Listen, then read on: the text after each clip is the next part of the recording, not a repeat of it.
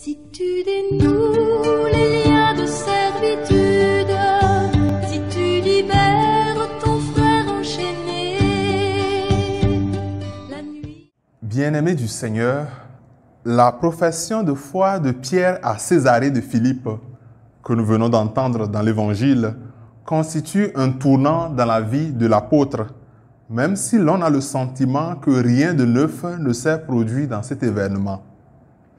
Pierre semble ne rien dire de neuf, parce que dans l'Évangile de Matthieu, le titre de Fils de Dieu a été décerné à Jésus plusieurs fois avant l'épisode de la profession de foi à Césarée de Philippe. D'abord, le diable qui tente Jésus au désert dit « Si tu es le Fils de Dieu ». Peu après, deux démoniaques de l'autre côté du lac Tibériade interpellent Jésus en disant « De quoi te mêles-tu, Fils de Dieu ?» Enfin, après l'épisode de la marche sur les eaux, quand les disciples reviennent dans la barque, Matthieu témoigne que ceux qui étaient dans la barque se prosternèrent devant Jésus et lui dirent « Vraiment, tu es le Fils de Dieu ». Si Pierre n'est pas le premier à appeler Jésus Fils de Dieu dans l'Évangile selon saint Matthieu, pourquoi alors cette profession de foi marque-t-elle un tournant dans sa vie? Il me semble que ce qui est nouveau ici est que la profession de foi de Pierre n'intervient pas après une manifestation de puissance de Jésus. Dans l'épisode précédent, Jésus venait même de refuser aux pharisiens et aux sadducéens un signe convaincant qui prouverait qu'il venait de Dieu. Par cette déclaration, Pierre prend résolument le chemin de la foi comme accueil du don et de la révélation de Dieu. C'est pourquoi Jésus lui répond « Ce n'est pas la chair et le sang qui t'ont révélé cela, mais mon Père qui est aux cieux. » Cette profession de foi marque une étape décisive dans la vie de Pierre parce que le dévoilement du mystère de Dieu éclaire toujours notre condition humaine et notre vocation profonde. Chaque fois que Dieu se révèle à nous, Dieu nous révèle en même temps qui nous sommes et ce à quoi nous sommes destinés. Le changement de nom du fils de Jonas en est la preuve. Tu es Pierre et sur cette pierre, je bâtirai mon église. En vérité, ce n'est pas Pierre en tant que tel, mais la foi reçue de Dieu qui est le roc sur lequel le Seigneur veut édifier son église.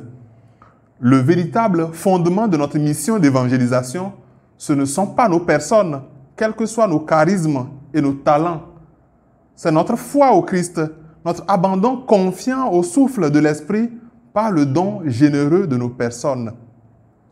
Notre foi vient de notre adhésion au Christ vivant. Notre espérance vient du souffle de l'Esprit et notre charité prend sa source dans le cœur miséricordieux du Père. Dans son message pour le Carême 2021 intitulé « Voici que nous montons à Jérusalem », le pape François rappelle que le Carême est un temps pour croire, un temps pour espérer et un temps pour pratiquer la charité.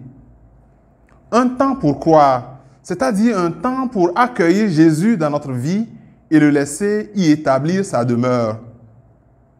Le Carême est un temps pour espérer, pour tourner de nouveau le regard vers l'Esprit Saint, pour placer notre confiance en Dieu et faire de lui la clé de notre avenir, pour accepter que l'histoire n'est pas fermée sur nos erreurs, nos violences, nos injustices, nos parjures et nos péchés.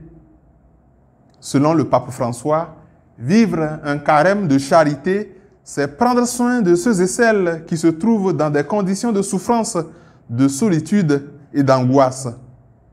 Et cette compassion peut être perçue comme la plus haute expression de notre foi et de notre espérance. Dans la première lecture de ce jour, Saint Pierre invite les anciens à prendre soin du troupeau qui leur est confié avec dévouement et humilité, comme des témoins authentiques de la souffrance du Christ. C'est de la foi qui se fait charité que les pasteurs ont le plus besoin. C'est la raison pour laquelle Jésus demandait à 3 reprises à Pierre m'aimes-tu? Sois le pasteur de mes brebis. Être pasteur du troupeau, c'est être prêt à aller jusqu'au bout de l'amour par le don sans mesure de soi-même afin de recevoir la couronne de gloire qui ne flétrit pas. Que le Seigneur nous soit en aide. Tu dénonces